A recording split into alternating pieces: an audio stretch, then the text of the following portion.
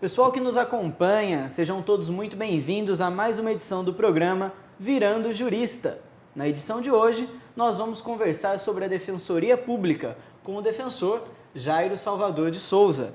Ele que é defensor público do Estado de São Paulo, doutorando em Planejamento Urbano e Regional no Programa de Pós-Graduação da Universidade do Vale do Paraíba, a Univap, mestre em Direito na área de concretização dos direitos sociais, difusos e coletivos e atuante em direitos sociais, tutela de direitos coletivos, urbanístico e direito administrativo. Em primeiro lugar, gostaria de agradecer a presença do senhor, defensor. Para nós é motivo de grande honra e alegria. Eu que agradeço, doutor João, o convite, a gentileza do convite, poder estar aqui esclarecendo alguns pontos sobre a atuação da Defensoria Pública. E iniciando a nossa entrevista falando sobre a Defensoria, gostaria de saber, em primeiro lugar, como foi que o senhor decidiu por essa carreira? Como que o senhor fez a opção por essa carreira pública? Eu fui cursar Direito para ser defensor público, né? Eu já conhecia o trabalho da Defensoria Pública e sempre tive o desejo de ajudar as pessoas, né, à realização da justiça.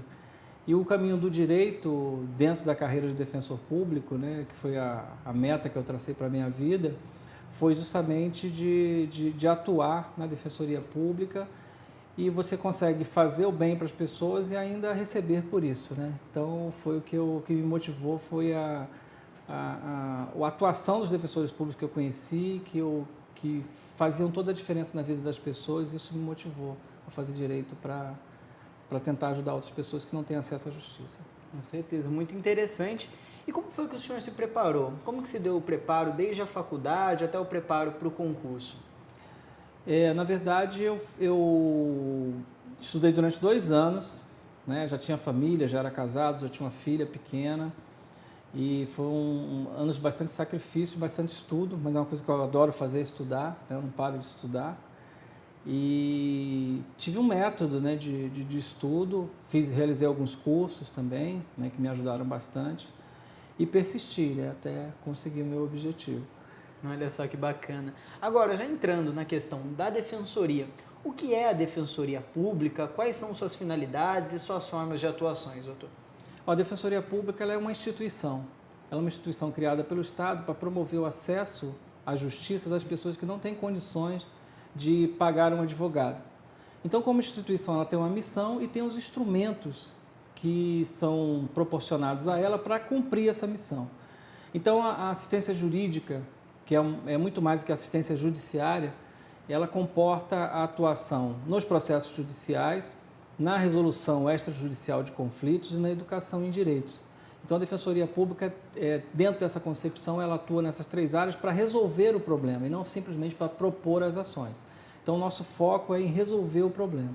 Então, é uma instituição que tem para cumprir essa missão, os defensores públicos têm algumas prerrogativas que não são privilégios, como a questão da independência funcional, né, de não ter hierarquia entre os defensores não estão subordinados hierarquicamente ao Poder Executivo, ou seja, não recebem ordens dos governadores, no caso da Defensoria do Estado e da União, né, no caso da União do Presidente da República ou dos ministros, ela não está vinculada organicamente a nenhum órgão do Executivo, ela tem sua autonomia. Isso lhe traz uma responsabilidade também de ter responsabilidade nas ações que propõe, né, e na sua atuação. Ela tem um órgão de fiscalização, que é a Corregedoria da própria Defensoria, que atua na fiscalização, né, do cumprimento dos deveres funcionais. Olha só que interessante, você que não sabia, então, o que era a Defensoria Pública, como ela atuava, já tem aí um norte da atuação com relação à Defensoria. Agora, o senhor citou a Defensoria Pública da União e dos Estados. Eu gostaria de saber qual que é a diferença entre uma e outra. Embora tenha o princípio da unidade, a Defensoria Pública é considerada como uma só. Mas, para a divisão funcional das atribuições, existe a Defensoria da União, que atua em causas onde envolvem interesses da União. Então, são causas que tramitam na Justiça Federal. E as defensorias estaduais, que atuam nas demais causas, né? Então, a gente tem a defensoria organizada no nível da União e no nível dos estados. e as defensorias do Estado elas não têm atribuição assim, prioritariamente para atuar na Justiça Federal, somente nas justiças estaduais.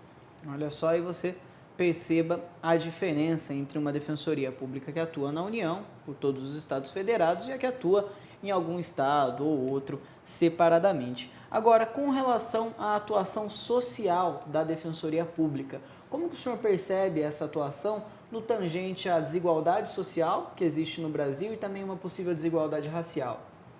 Dentre os objetivos da República Brasileira, está a desigualdade, isso está na Constituição Federal, a redução das desigualdades.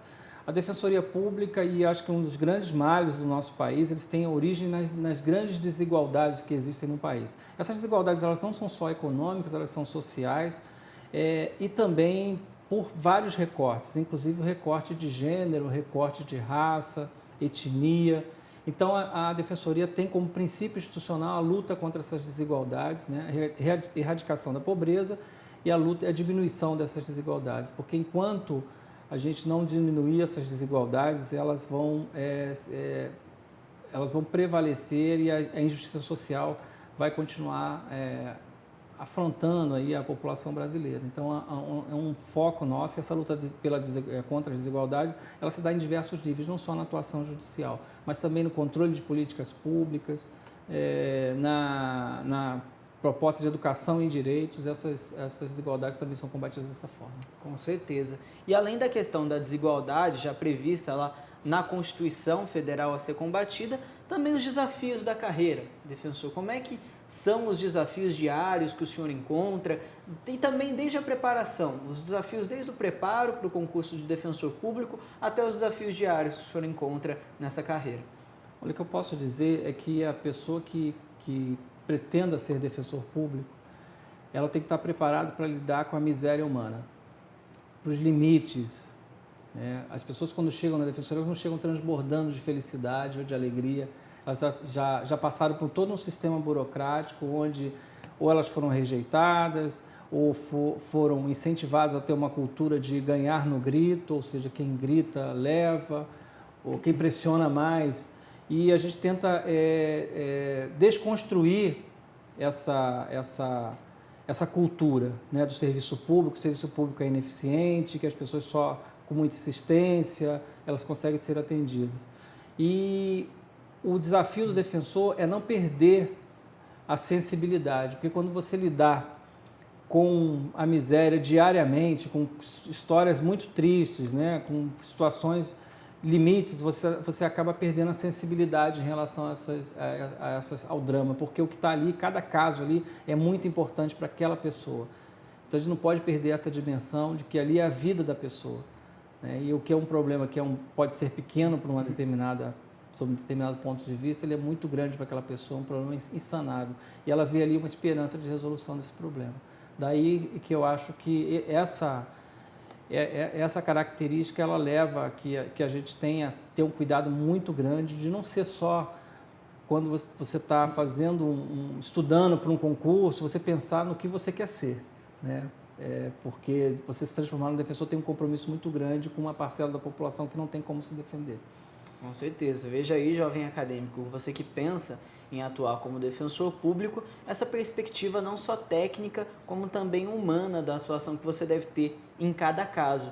E é disso que eu queria tratar com o senhor. Tratamos, de certa forma, dos efeitos colaterais, mas os benefícios. Qual é a motivação diária? O que faz o senhor, por assim dizer, levantar da cama todos os dias e falar: vou atuar como defensor e isso vai me trazer uma felicidade, uma realização pessoal e profissional? Eu acho que é você ver a vida das pessoas mudando. É ver e não são muitas as vitórias, né? Mas ver a pessoa chegar sem esperança e conseguir resgatar, né, o reconhecimento da sua dignidade, de ver um problema que ele achava insolúvel se resolver, de conseguir algumas vitórias jurídicas também no campo jurídico, que são muito importantes. Então, isso faz você se motivar a continuar trabalhando, a usar toda a sua indignação como energia positiva para construir uma mudança social. muito bacana mesmo. Esperamos que inspire de alguma forma aí você que tem essa aspiração. E agora vamos às perguntas do acadêmico. Você, jovem estudante de Direito ou de outras áreas que nos envia a sua pergunta, vamos às suas considerações. A primeira pergunta é do Rafael.